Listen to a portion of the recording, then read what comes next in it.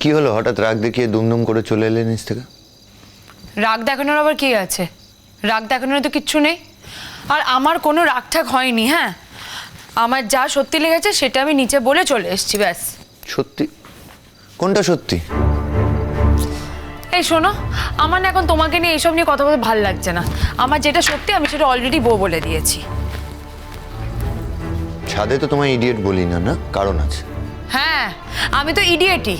Idiot না হলে তো আমি আগেই বুঝতে পারতাম যে তুমি আমাকে আসলে কি কারণে বিয়েটা করছো। কি কারণে বিয়ে করেছি আমি তোমায়? ইয়ার কি মারছো? মানে? হ্যাঁ, ঠাট্টা করছো আমার সাথে? হ্যাঁ, একটা মেয়েকে কতটা ইডিয়েট বানিয়েছো সেটা বারবার দেখতে খুব ভালো লাগে না? হ্যাঁ, গুনগুন এই বাজে কথাগুলো কোনো বাজে কথা বলছি না, আমি যা বলছি একদম ঠিক বলছি। মজা দেখছে শুধু তখন থেকে। আজব মুশকিল তো। মানে আজকে আমার দোষটা কোথায়? আমি কি করলাম? তোমারই তো দোষ ছিল।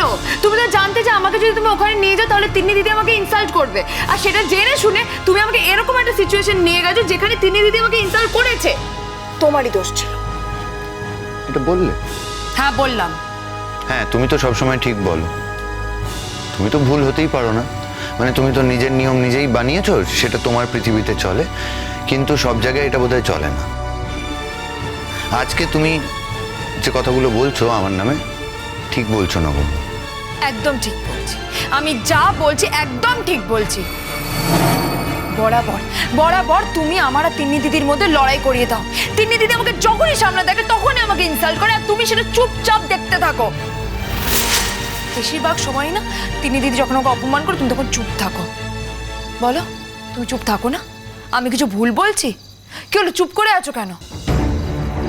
প্রথমবার আমি যখন তোমার ইনস্টিটিউটে গেছিলাম তোমাকে ডাকতে, তখনও তুমি চুপ করেছিলে। তিন্নি দিদি তোমার সামনে আমাকে অপমান করেছিল। কেন চুপ করেছিলে তুমি? কি হলো বলো না, কেন চুপ করেছিলে তুমি? হ্যাঁ, থেকেছি অনেক সময়, কিন্তু আজকে তো চুপ করে থাকিনি।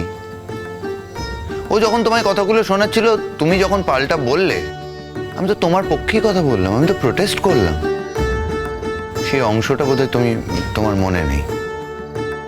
আমি ভেবেছিলাম তোমার মনে থাকবে, কিন্তু তোমার সবসময় আমার চুপ করে থাকার ইনসিডেন্টগুলো মনে পড়ে, সেই মুহূর্তগুলো মনে থাকে, কিন্তু আমি যখন তোমার হয়ে কথা বলি সেগুলো সামহাও তুমি মনে রাখতে পারো না।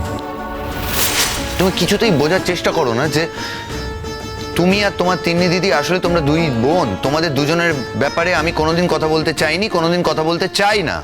এই শোনো, ওকে আমাকে বোন হিসাবে কথাগুলো বলে, নাকি আমি তোমার বউ সেই হিসাবে কথাগুলো বলে? হ্যাঁ, ওর গায়ের জ্বালাটা কোথায় বলো তো? আমি যে ওর বোন না, এই সম্পর্কটাকে ও অ্যাডমিটই করে না। ও শুধু একটাই জিনিস অ্যাডমিট করে যে আমি তোমার বউ। সো যে সম্পর্কটাকে অ্যাডমিটই করে না সেইটা ধরে টানছে কেন? আমি খুব ভালো করে জানি যে ও চায় না যে আমাদের এই সম্পর্কটা থাকুক।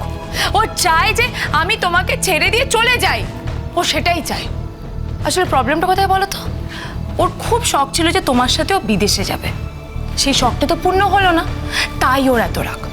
আর সত্যিই তো, তুমিও তো চেয়েছিলে ওর সাথে বিদেশে যেতে। এখন না আমার কাছে সব 2+2=4 এই ব্যাপারটা পুরো ক্লিয়ার। ভুল বুঝেছো তুমি, পুরোপুরি ভুল ক্লিয়ার হয়েছে তোমার কাছে। ও আমার সাথে বিদেশে যাচ্ছিল না, আমি আমার কাজে যাচ্ছিলাম, ও নিজের মতো যাচ্ছিল। গুনগুন, প্লিজ মিথ্যা কথা বলো না। হ্যাঁ, প্লিজ ডোন্ট লাই। আমি মিথ্যে বলছি? হ্যাঁ, মিথ্যা কথা বলছো তুমি। তাহলে কিছু বলার নেই। কিছু শোনো, ও তোমার অ্যাসিস্ট্যান্ট, এটা তুমি খুব ভালো করে জানো, রাইট? আর তোমার অ্যাপ্রুভাল ছাড়াও যেতে পারে না, এটাও তুমি খুব ভালো করে জানো। গুনগুন, আমার অ্যাপ্রুভালের এক্ষেত্রে কোনো প্রয়োজন নেই। এই টিমটা ইনস্টিটিউট ঠিক করে দিয়েছে। ও যদি না যেত, ওর জায়গায় অন্য কেউ আমার অ্যাসিস্ট্যান্ট হয়ে যেতে পারতো। কিন্তু এখন তো তুমি জানো যে ওই তোমার অ্যাসিস্ট্যান্ট হয়ে তোমার সাথে বিদেশে যাচ্ছে। ভালো লাগছে না। হ্যাঁ, জানতাম, তাতে কি সমস্যা? তুমি ওকে কি ভাবো বলো তো? হ্যাঁ, তুমি আমাকে ভাবো যে আমি খুব বোকা একটা মেয়ে না? আমি কিচ্ছু বুঝতে পারি না, তাই তো? না, এখন আমি তোমায় চালাক ভাবছি, আর আমার মনে হচ্ছে তুমি সব বুঝতে পারো।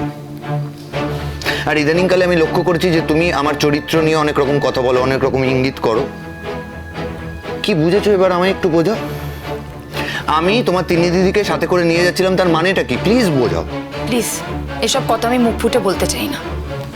কোন কথাগুলো বলবে? আমার কোনো অসৎ উদ্দেশ্য ছিল? কোনো খারাপ উদ্দেশ্য ছিল আমার? অসৎ, খারাপ এসব কথা তো তোমাকে আমি একবারও বলিনি। কিন্তু হ্যাঁ, আমার মনে হয় তোমার ডে ওয়ান থেকে ওই একটাই উদ্দেশ্য ছিল যে তুমি তিন্নি দিদিকে বিয়ে করতে চেয়েছিলে, আর আমি মাঝখান থেকে ঢুকে পড়েছি, তাই তুমি তিন্নি দিদিকে বিয়েটা করতে পারোনি।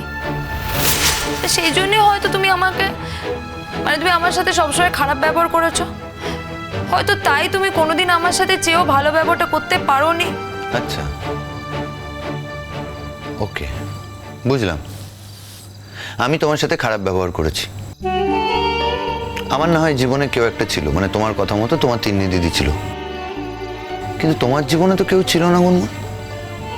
আমি তো তাই জানি, তুমি তো আমায় তাই বলেছো। ওই তোমার একটা বয়ফ্রেন্ড ছিল ক্রিশ, যার সাথে তুমি কখনো কোনো সম্পর্কে জড়াবে এটা ভাবোইনি, সংসার করবে কখনো মাথায় আসেনি তোমার। তবুও তুমি কেন আমার সাথে মিসবিহেভ করছো? কি কারণ বলো? তুমি আমার সাথে মিসবিহেভ করেছিলে, তাই আমি তোমার সাথে মিসবিহেভ করেছিলাম। তুমি আমাকে যেরকম ভাবে কথা বলতে, আমিও ঠিক সেইভাবে তোমার সাথে কথা বলতাম। তুমিও একটা সময় ছিল তুমি আমাকে সহ্য করতে পারতে না, তাই আমিও তোমাকে সহ্য করতে পারতাম না। তাহলে তো এটাই সত্যি, এটা প্রমাণিত সত্যি যে আমাদের দুজনের এমন একটা সম্পর্ক, এই সম্পর্কে তুমি আমায় সহ্য করতে পারো না, আর আমিও তোমায় সহ্য করতে পারি না। হ্যাঁ,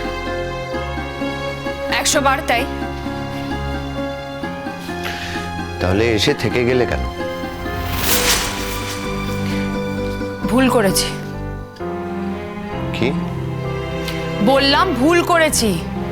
আমার থেকে যাওয়াটা উচিত হয়নি, ভুল করেছি আমি।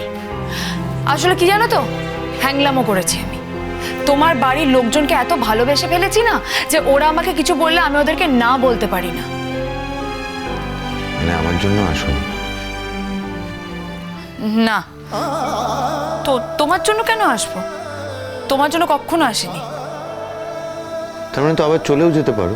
হ্যাঁ, 100 বার চলে যেতেই পারি, আর আমি চলে যাব। আর এবার যদি একবার চলে যাই না, তাহলে পার্মানেন্টলি চলে যাব, আর ফিরে আসবো না। তাহলে যে তোমার এই বাড়ির লোকজনের প্রতি ভালোবাসা, বা ওরা তোমায় ভালোবাসে, সেগুলো যাই হোক, বাদ দাও, পরে দেখা যাবে। কিন্তু তুমি যে আমায় এতটা অবিশ্বাস করো গুনগুন, এর আগে আমি বুঝিনি সেটা।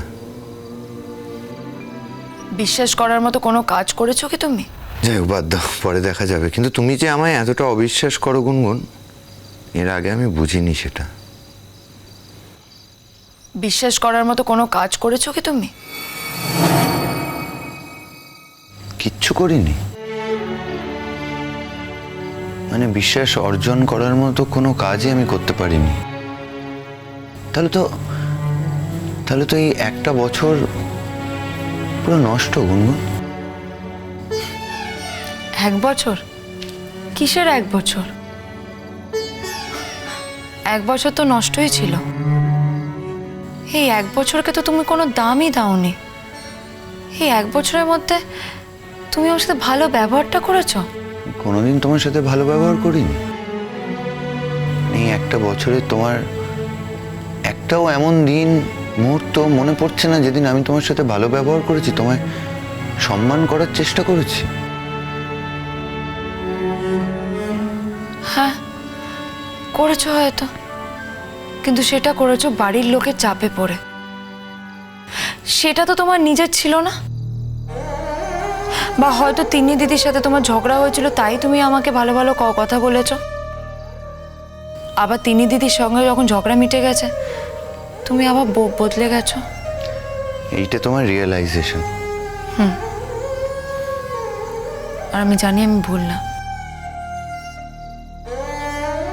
আচ্ছা, না সে তো বটেই। তুমি যখন কিছু একটা রিয়েলাইজ করেছো, সেটা কি ভুল হতে পারে? কখনো না। You can do no wrong Gungun. Tease করছো তুমি আমাকে? না। এই তো বললে যে I can do no wrong. হ্যাঁ, তুমি তো সবসময় বলো, নিজেই বলো যে you can do no wrong. তোমার অ্যাটিটিউডে তুমি বুঝিয়ে দাও, তোমার আব্বাবে এমন একটা অ্যাটিটিউড রাখো যাতে মনে হয় যে অন্য কেউ যে কিছু ভাবতে পারে সেটা তুমি গুরুত্বই দাও না, বুঝতেই চাও না। আজকে ওখানে তুমি অতগুলো কথা বললে তোমার তিন্নি দিদিকে, আমি তো অ্যাপ্রিসিয়েট করলাম নাকি? তোমার অ্যাপ্রিসিয়েশন আমার কিচ্ছু এসে যায় না। হ্যাঁ, সে আমি জানি তোমার কিছু এসে যায় না, আমি মনে করিয়ে দিলাম। আমি ভেবেছিলাম হয়তো তুমি নোটিস করবে, করো। নোটিস নোটিস তো আমি আরো অনেক কিছু করেছি, সেটা কি তুমি বুঝতে পারোনি? তুমি তিন্নি দিদির সাথেই থাকতে চাও, তুমি তুমি শুধু বলতে পারছো না, তোমার বাড়ির লোকদের ভয় তুমি আমাদের ডিভোর্সের কথাটা তুমি কাউকে বলতে পারছো না। ঠিক আছে, আমি ম্যানেজ করে নেবো, আমি বলে দেবো, আমি চলে যাবো তোমার কাছে, তুমি আমার চলে যাবো তোমার